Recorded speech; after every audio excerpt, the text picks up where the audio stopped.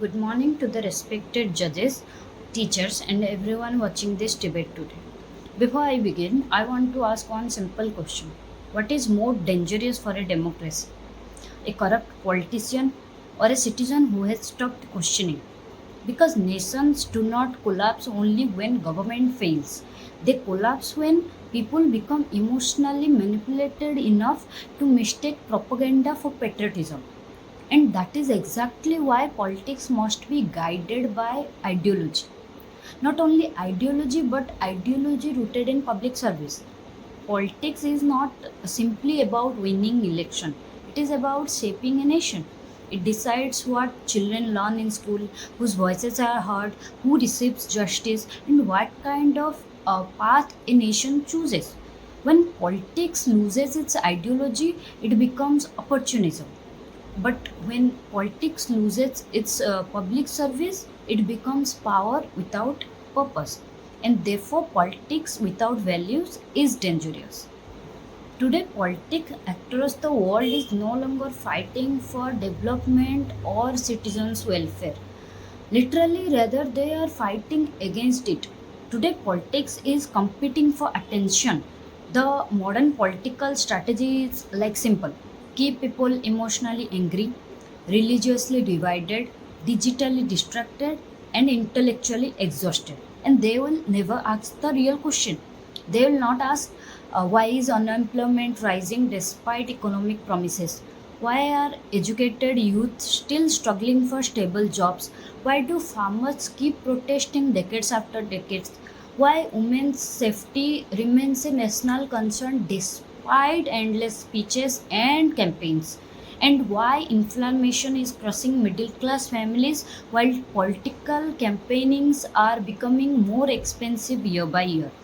Instead, citizens are slowly trained to fight against each other. Hindu versus Muslim, left wing versus right wing, nationalist versus anti nationalist, upper caste versus lower caste. And while society fight itself each other, and accountability quietly disappears. This is not democracy, this is emotional management. A government that truly believes in public service doesn't need its citizens to fight against each other in order to stay in the power or stay powerful, because real leadership solves problem and weak leadership manufacture enemies. But at the same time, ideology itself is not the enemy. Blindness is. Every nation in history has been shaped by some sort of ideology. Even India's freedom movement was guided by ideological visions. Mahatma Gandhi believed politics must be rooted in morality and non-violence. Dr. B.R. Ambedkar believed political freedom without social equality was incomplete or useless. Jawaharlal Nehru believed scientific temperament and secular democracy were essential for nation building. These were ideological visions and they helped build modern India. The Nordic countries like Sweden or Norway were guided by welfare oriented political ideologies that focused on healthcare, education, and social security. As a result, today they constantly rank among the happiest or most developed nation in the world. So ideology gives direction. It tells a government what do we stand for. But ideology alone is not enough, because the second part of this topic is even more important, which is public service. Politics should never become a tool to emotionally manipulate citizens while ignoring their real struggles. If a government speaks endlessly about culture, religion, nationalism, identity, but they do not talk about unemployment rises, education failing, farmers suffering, mm, women's unsafety, like citizens struggling with inflation, then politics has already failed its duty. A nation cannot eat slogans. People cannot survive on speeches. Citizens need affordable education, affordable healthcare, safer street, economical stability, healthcare support, employment, freedom to question, right to life, right to dignity, and that is what public service means. But increasingly, modern politics rewards polarization more than progress.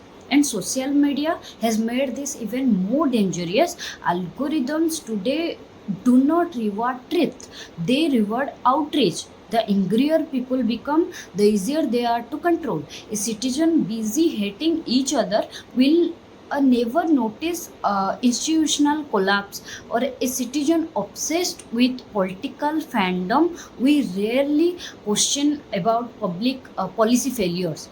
And slowly rational thinking dies here, not because people became less educated, but because they became morally or emotionally manipulated enough to stop questioning.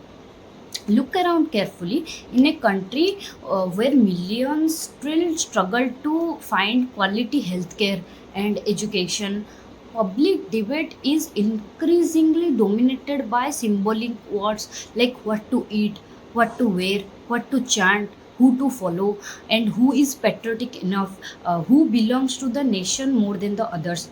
This is not political awareness. This is political destruction. And the saddest part is that many people today enjoy constitutional rights while attacking the very thinkers who strengthen those rights. Take the example of B.R. Ambedkar, the same man who fought for constitutional morality more than any other people in this country, like for women's right, labor's right, social equality, is often reduced to political stereotypes by many people who have never read his work. He warned India long ago that hero worship in politics or in democracy could destroy the nation. And yet today, political devotion often appears stronger than constitutional values. That should terrify us as a nation. Because democracy was never meant to create political followers, it was meant to create politically aware citizens. A healthy democracy should encourage debate, not blind devotion. Because patriotism is not about worshipping leadership or worshipping leaders, it is about protecting citizens.